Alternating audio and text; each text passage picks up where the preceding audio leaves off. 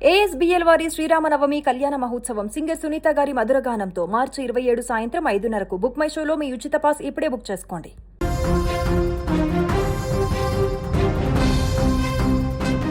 ప్రపంచం ఇప్పుడు ఒక మహా ప్రళయానికి అంచున నిలబడి ఉందా? ఎప్పుడేం జరుగుతుందో తెలియని ఉత్కంఠ, ఏ క్షణంలో ఎటువైపు నుంచి ఏ మిసైల్ దూసుకు వస్తుందో తెలియని భయం. అవును, అగ్రరాజ్యం అమెరికాకు మిడిల్ ఈస్ట్ టైగర్ ఇరాన్కు మధ్య పచ్చగడ్డి వేస్తే బగ్గుమనేలా పరిస్థితులు మారిపోయాయి.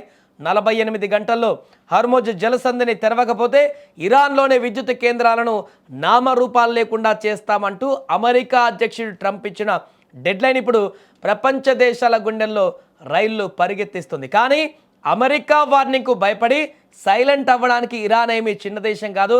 ట్రంప్కు ఇరాన్ ఇచ్చినటువంటి ఒకే ఒక్క రిప్లై ఒక రకంగా వార్నింగ్ అని చెప్పాలి. ఇప్పుడు పెంటాగాన్లో ప్రకంపన సృష్టిస్తుంది. నువ్వు ఇచ్చినటువంటి వార్నింగ్కి నేను ఇస్తున్న డబుల్ వార్నింగ్ అన్నట్టుగా ఇరాన్ చేసినటువంటి ఒక స్టేట్మెంట్ ఇప్పుడు సంచలనంగా మారింది. నీకు దమ్ముంటే ఆ పని చేయి, మా పవర్ ప్లాంట్ల మీద ఒక్క బాంబు పడ్డా ఆ తర్వాత మేము చేసే పనికి మొత్తం ప్రపంచమే అంధకారంలోకి వెళ్ళిపోతుంది. ఇది ట్రంప్కు ఇరాన్ ఇచ్చినటువంటి ఒక స్ట్రాంగ్ కౌంటర్. అమెరికా బాంబులు వేస్తే ఇరాన్ ఎందుకు భయపడడం లేదు? ఎందుకంటే ఇరాన్ దగ్గర ఉన్న బ్రహ్మాస్త్రం అమెరికా దగ్గర కూడా లేదు. అదే హార్మోజ్ జలసంధి. అమెరికా గనక ఒక్క దాడి చేసినా ఆ మరుక్షణమే ఈ హార్మోజ్ జలసంధిని శాశ్వతంగా మూసివేస్తామంటూ అమెరికాకు, ప్రపంచానికి డెడ్లీ వార్నింగ్ ఇచ్చింది ఇరాన్.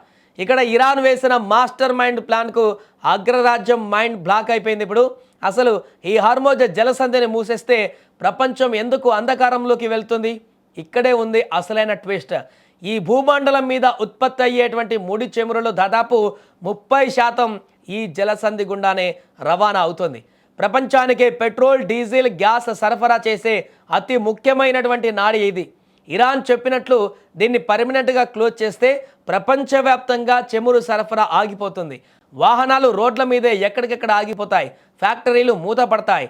చమురు లేకపోతే గ్లోబల్ పవర్ ప్లాంట్లు అన్నీ కూడా షట్ డౌన్ అయిపోతాయి. అంటే ఇరాన్ చెప్పింది అక్షరాల నిజం. ప్రపంచం చీకట్లోకి, అంధకారంలోకి కూరుకుపోతుంది. అమెరికా ఎకానమీ మేకమేడలా కూలిపోయేటువంటి ప్రమాదం ఉంటుంది. ఇప్పుడు బంతి ట్రంప్ కోర్టులో ఉంది. 48 గంటల డెడ్ లైన్ దగ్గర పడుతుంది. ట్రంప్ తన ఎగోకి పోయి దాడికి దిగితే ఇరాన్ దగ్గర ఉన్నటువంటి వేలాది బాలిస్టిక్ క్షిపణులు మిడిల్ ఈస్ట్లోని అమెరికా స్థావరాల మీద వర్షంలా కురుస్తాయి. ఇజ్రాయెల్, సౌదీ అరేబియా లాంటి అమెరికా మిత్ర దేశాలు మంటల్లో కాలిపోతాయి.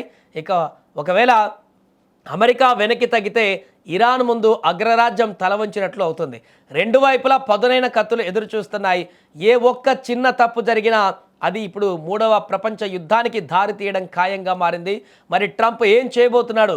48 గంటల డెడ్ లైన్ ముగిశాక అమెరికా ఫైటర్ జెట్స్ ఇరాన్ గగనతలంలోకి ఎంటర్ అవుతాయా, లేక ప్రపంచ అంధకారాన్ని ఊహించుకొని సైలెంట్ అవుతాయా? ఏం జరుగుతుందనేది కూడా ఇప్పుడు ఆసక్తికరంగా ప్రపంచ దేశాలన్నీ కూడా చూస్తున్నాయి.